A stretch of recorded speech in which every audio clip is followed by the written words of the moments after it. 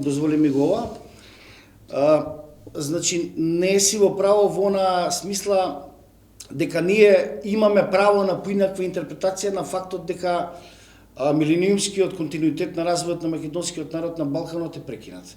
Ние се разбира знаеме дека не е вистина, меѓутоа во уставот нашиот, во законите, во меѓународно признаетиот, нели, Преспански договор, ние се откажавме од нашата вистина. Сега вистината е таа. Сега ние во светот, моето прашање за нас повеќе доктор Науновски, вие може да ве прашувам како научник.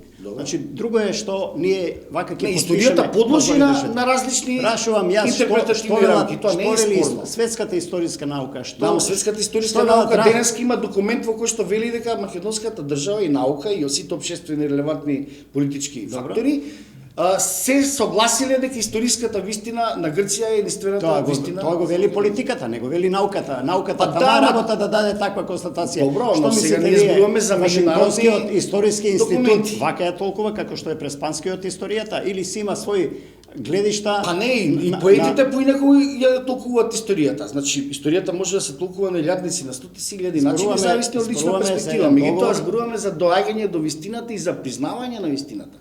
Ние со Преспанскиот договор, како држава, во определен историски миг од нашиот развој, се откажавме од нашата античка историја. И тоа е факт. Ние веќе немаме право да зборуваме дека Александар Македонски е македонец. Има ли светот право да зборува за историските факти? Значи, ние им го дадовме тоа право, значи сега секаде дали пишува... научниот свет има право да зборува врз основа на историските факти, да ја проучува историјата? Да, меѓутоа тоа може да бидат само уметнички... Или Преспанскиот е пречка за такво толкување на историја. Сакате да кажете дека ние ја променивме светската историја, дека се менуваат светските библиотеки, светските научни трудови за антиката и така натаму? Вака сега, значи има... Немојте да ме разочарате само. Не, разбирам. Значи има различни погледи широм светот и кај нас кон различни историски периоди. Тоа не е спорно. Интерпретативната рамка може да биде целосно зависна од субјективните вредности на интерпретацијата, например. Значи, зависи од која призма вие ќе ги интерпретирате историските настани. Но, ние со Преспанскиот договор, за жал, дадовме целосен политички државен легитимитет. Тоа е документ кој што е подпишан, депониран, например, во Обединетите нации. И историската вистина е таа. Значи, историската вистина нема никогаш да биде прифатлива како што е во тој документ за многу македонци или за многу, не знам, научници широм светот и така натаму. Но останува фактот дека тоа е подпишано од нашата држава со, би рекол, сепак целосен политички легитимитет. Што вели светската историска наука? Грците и македонците, во антиката грците и македонците биле еден народ? Не. Што е проблемот? Не. Па не, меѓутоа ние признавме, да, меѓутоа во Преспанскиот пишува друго зеки. Таму пишува дека ексклузивно право на античкиот период има само Грција. Јас зборувам за науката, вие ми зборувате цело време за политиката. Ма не, науката сега виде се има интерпретации дека нели вакви такви од Васил Пурковски неговата интерпретација, па се да речеме на Стефан Валховница. Меѓутоа, како да ви кажам, сето тоа се само субјективни веќе и има научна релевантност. Можеме ли конечно да се согласиме дека политиката реши еден проблем овде на Балканот меѓу два соседа, за да можат да ги продолжат своите развојни патишта во еден помирен амбиент? Генерално да, меѓутоа да дојдеме кратко на проблемот. Тоа беше на наша сметка. Ке ми избегате од главната тема. Да дојдеме прво на проблемот со Бугарија. Да, за разлика од Грција, во неколку Бугарија е, како да кажам, побескруполозна. Значи, тие бараат целосно, еднозначно читање на историската вистина преку нивна призма. Значи, тие практично нашиот историски период од средниот век, нели, некаде од Кирил и Методи, од Самуил, бараат се до 1944, а некои од нив порадикалните, како тој Ковачев и други, значи бараат дури до 2019 практично не третираат како неосвестени бугари, односно народ кој што има бугарско потекло. Познато е тоа. Што вие цените, каков може да биде, дали е можен расплет некаков? Па не се расплет, дека може. Ние на времето, значи пред Преспанскиот години и години, јас на пример бев убеден дека нема да се случи Преспанскиот договор. Дефинитивно тероризмот е една од најстрашните опасности кои што демнеат во светот, луѓето не се чувствуваат сигурни, тоа е целта нели на терористичките акции, да ве направат несигурни, не знаете каде ќе биде следниот терористички напад или кој ќе го предизвика. Она што сум гостувала и во другите телевизии, исто така јас го пишувам и извештајот за исламофобија, кој што за исламофобија во Европа, јас го пишувам извештајот за Македонија. И често пати ми влече око таквите термини. Значи исламски тероризам не е вистинскиот термин кој што би требало. Може попрецизно. Значи исламот не предизвикува тероризам. Туку може да го кажеме секоја идеологија лесно може да биде злоупотребена. Сега сме сведоци на левичарска идеологија кој што станува се пострашна. Фашизоидна мислите, но не, лесно се доаѓа до екстремите. Да, но мерси. Религијата не ме поттикнува. Да, ќе ве вратам. Сепак, последните појави во последниве декади и во Шпанија и во Франција и не знам и во муслимански држави се од муслимански радикализам, од припадници на тие екстремни групи. Моето прашање беше дали овде во Македонија и вашата организација или не знам верските заедници повеќе, не само муслиманските, него и сите други некако како да премолчно поминуваат низ таа појава, а треба да се дел од воспитниот процес на едно општество, нели?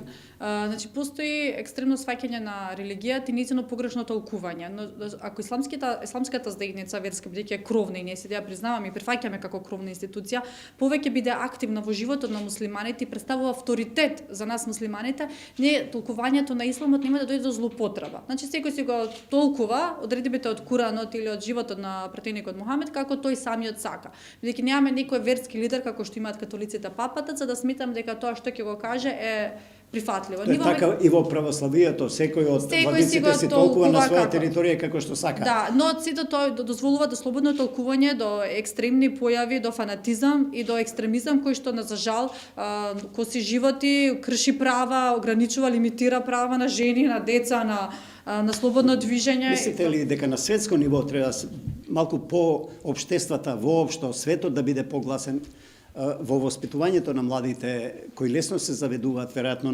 на млади години во некои идеи за нешто големо, за нешто, па се жртвуваат и себе си, нели ставаат експлозив на себе и тие гинат, нели, дали е дрогата во прашање, под кои околности тоа го прават.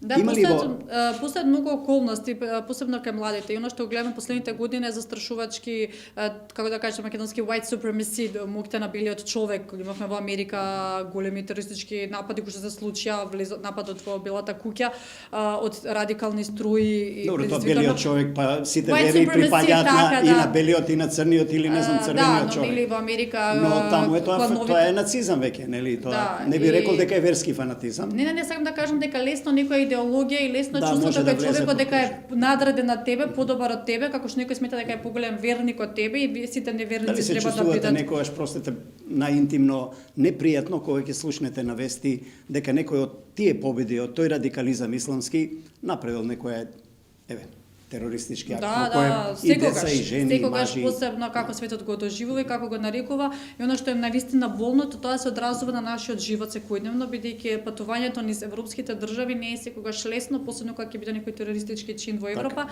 не поминуваме низ посебен скрининг. Спомнав, подготвајќи се за емисијата, малку копав по интернет, вие сте навистина голем хуманитарец, од пакети разни на храна, не знам, средства за хигиена, гардероба, облека и така натаму за многу луѓе, деца, жени, мажи, од сириската криза, пред тоа и во секојдневната активност. Веројатно и за делот од нашето население овде, без оглед на верата, предпоставам тие помошти. За тоа треба и пари. Од каде пари, мерси? Да. Ние сме, како што спомнавте, големи хуманитарни акции, моментално последните неколку години сме фокусирани на локалното население, каде што за жал се наоѓа во голема криза, посебно пост-ковид кризата е голема. Оно што Легис како и повеќето невладени дефинитивно се финансира од проектни активности, но исто така донации од локалното население и имаме среќа да поголема дел од фондовите ни доаѓаат од европските земји, од земјите на Европската унија. Никогаш до сега не сме имале поддршка и помош од турските или арапските земји, што можеби е недостаток, но и тие не се доволно ни вклучени во. Голем дел од родителите се заглавени во кредити, тие терапии чинат и многу често семејствата се распаѓаат, не може да го издржат товарот. Значи, од моето досегашно искуство гледам дека жените главно го носат товарот на семејството, на овие деца.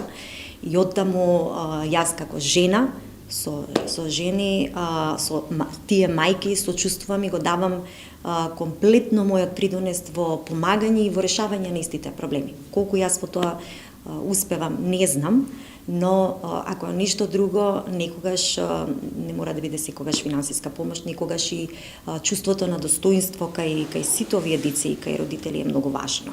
Дека тие се исто така рамноправни и се уважени. Кога организирате проект, кога планирате до степен да дојдете до негова реализација, предпоставам се обраќате до разни фирми, компании и така натаму. Имат ли чувство тие директори, нови бизнисмени, парајли, да речам вака, да вулгаризирам малку, дека треба да бидат малку по-кооперативни, да не речем по-хумани во општеството и за други цели, освен за, не знам, да возат Бентли или джип БМВ или не знам што. И тоа е задоволство и си ги заработиле тие своите пари и се е легитимно и честно и плаќаат данок и така натаму. Но има ли нешто плюс за овој тип на активност? Па јас не можам да зборувам за другите, за мене ќе зборувам. До сега сум имала поддршки, ме помагале, искрено сум им благодарна, ама можеби јас сум многу упорна, па барам ги потсетувам дека многу значи. Вистински поголема помош се знае како иде. Например, пред неколку години ваквите проекти бија поддржани од една странска амбасада и се оно што, например, е недостаток во човечки и во материјални ресурси, благодарение на таквата помош, значи тој проект добива една сериозност во работењето и онаков и е таков токму како што тие деца заслужуваат. Грешам, странците се по-кооперативни за овие теми, за овие активности? Апсолутно да. Мислам,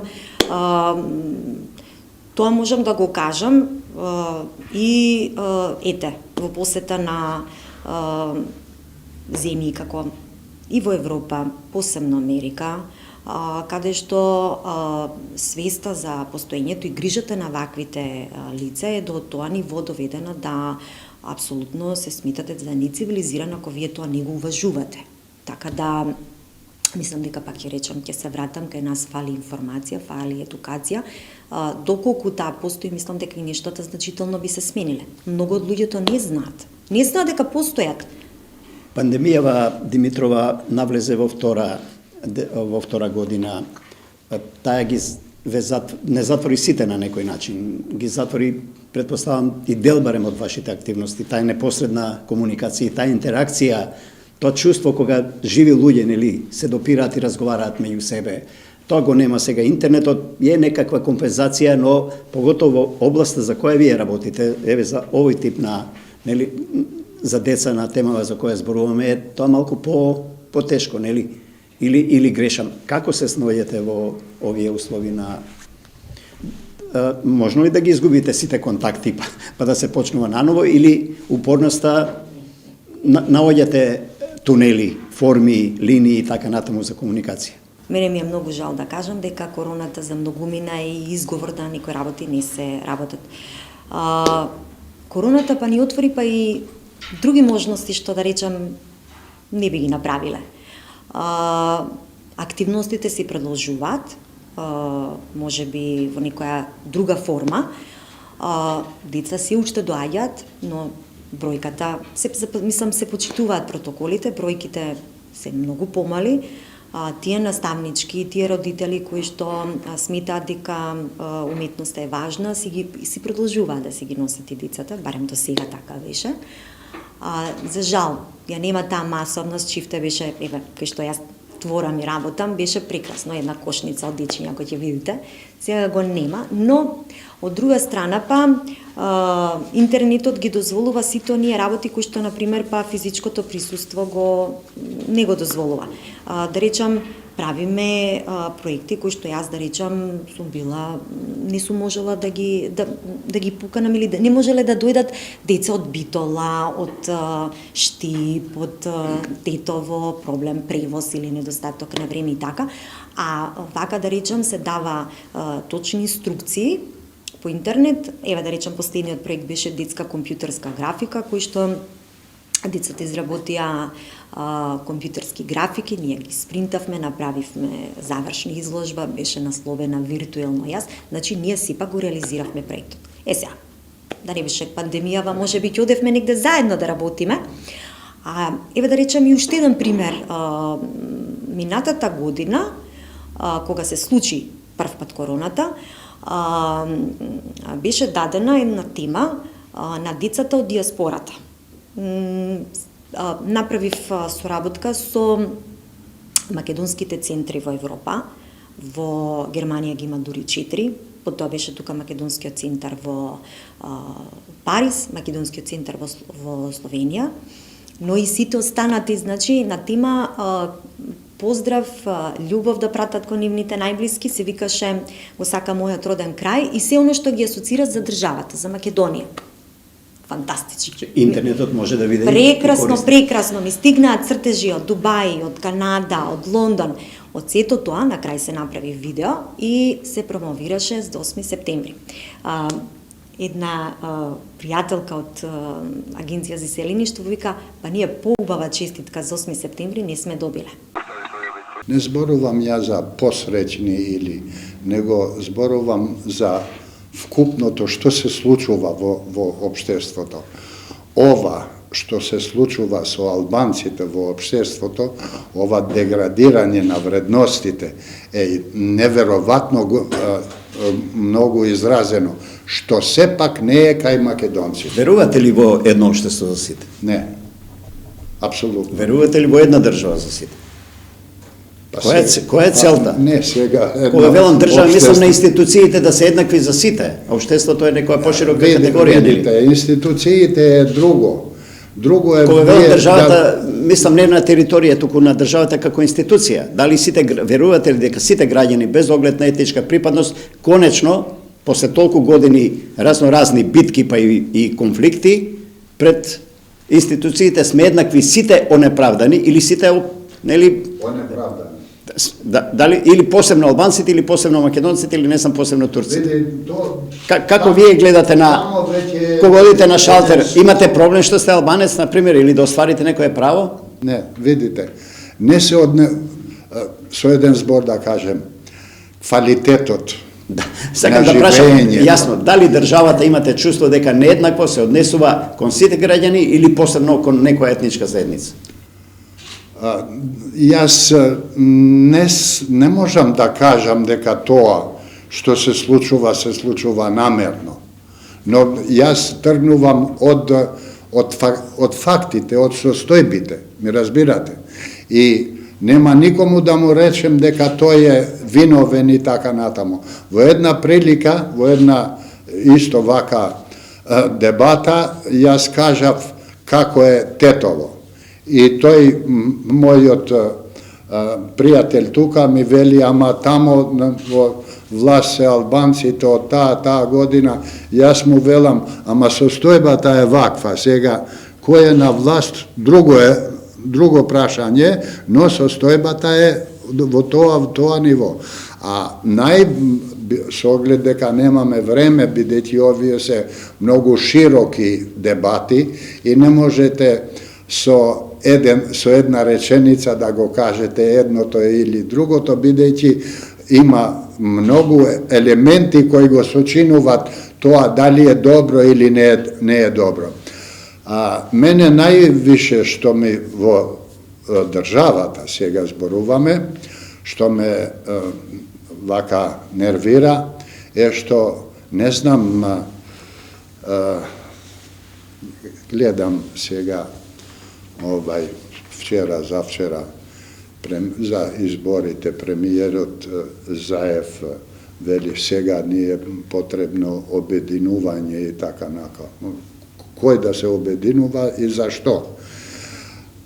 тоа што е едно општество за сите, една држава за сите, јас не знам како некој го замислува. Неговиот крик, колку што паметам, беше да се обединат, окей. да се обединат симпатизерите и членовите на партијата за вториот круг локални избори. Знам, али сакам да кажем околу тоа обединувањето.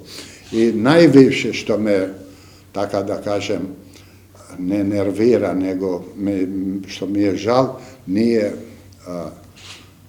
граѓаните во Република Македонија, тргнувајќи од овие етничките, од поетничка гледна точка, се крајно поделени. Крајно, само мало. Да го кажем зашто. Овие институции, поготово Министерството за култура, ќе треба да седнат и да размислуваат. Знаете дека македонските интелектуалци, професори и така натаму, од било која насока, профил, појма немат што пишуват албанците, кои се размислувањата на албанците. Не знаат и некој професор тамо, што им е колега, како предава, кога пишува книга, бидејќи он го објавува само на албански, ме разбирате? Видете, иницијативата Отворен Балкан за мене е прифатлива. Прифатлива е затоа што ќе се отворат границите, ќе имаме сега, некои викаат како мини Југославија. Низ призмата на влијанието прашувам на Москва. На Москва? Па нема влијание Москва, не ќе може таа преку Србија, не ќе може низиното влијание да го наметне, затоа што... Тоа сакам да го слушам. Не ќе може, затоа што иницијативата не е руска, Отворен Балкан, таа е американско и германска, дури сите знаат, сите и германците, дека треба да се, дека ќе има такво нешто, дека е полезно такво нешто да се направи, така што не може да влие Русија. Добро, имате ли... Дури имам ја еднаш и напишано дека и ќе се чудат русите кога и Србија ќе влезе во НАТО. Ве читам, затоа сте и тука, нели, мој соговорник, токму и заради тие ваши тези, ставови, анализи и прогнози во крајна линија, кои почиваат на длабоки познавање и на советското општество, и на руското општество, и на сегашните релации, нели, меѓународни. Ме интересира, дали ако е да, зошто мораше нашето Министерство за надворешни работи, не велам државата Македонија, да влезе во војна со Москва? Кои беа причините и побудите? Толку ли тие дипломати за да се протераат направија штета или правеа штета на, не знам, нашите некакви состојби, како да произведуваме, не знам, атомска бомба или ние ни точак не правиме, ни тротинет произведуваме, ни лагер можеме да направиме, ниту вакцина ковид сме измислиле. Што е тоа што мислите според вашите согледувања, анализи, имате богато Видете, искуство? дипломатите кои ќе во одредена земја, тие мора да ја почитуваат Виенската конвенција. Има така наречена Виенска конвенција, не знам, 60-те години од кога е. И сега има правила на однесување на дипломатите. Јас за тие два случаи, имаше два случаја на протерани дипломати. За првиот мој извор ми има кажано дека да, ја нарушил Виенската конвенција и според тоа треба, иако јас бев против, сметавме дека треба да се протера. Ја нарушил. Додека за вториот ми веќе беше смешно, затоа што станува збор за дипломат чиј мандат истекол. Да. И после тоа Дека имаше по медиумите дека со спакувани кофери бил протерен, практично бил така што веќе не станува збор за министерство, станува збор за персоналните, за кадровските решенија во министерството, мислам зборам за првиот човек. Предпоставувам дека во јавноста некои допирни точки дека тука е нагласена можеби и некоја етичка димензија, или јас грешам затоа реков Министерството за надворешни. Етичка димензија можеби не е претерано, меѓутоа секој државник, односно секој министр во односите со странство треба да појде од интересите на државата. Значи кога Америка и кога Путин и Бајден седнуваат да разговараат, тие зборуваат, Путин го искажува неговиот интерес, Бајден неговиот интерес. Кај ќе се состанат, за тоа ќе донесат некако решение. Сигурно, државата си има своји критериуми и инструменти.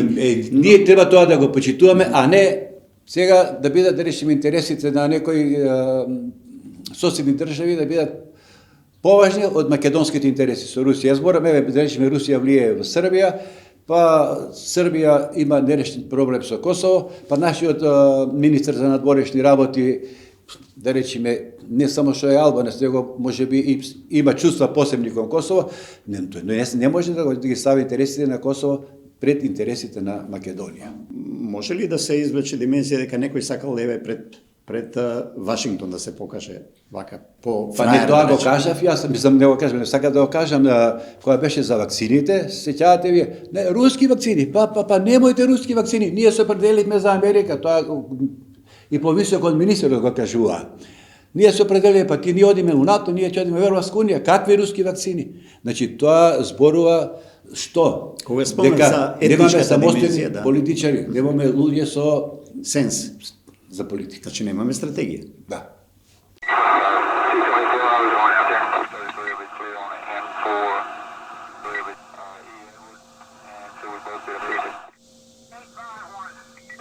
Radio, 5800 Blackwell.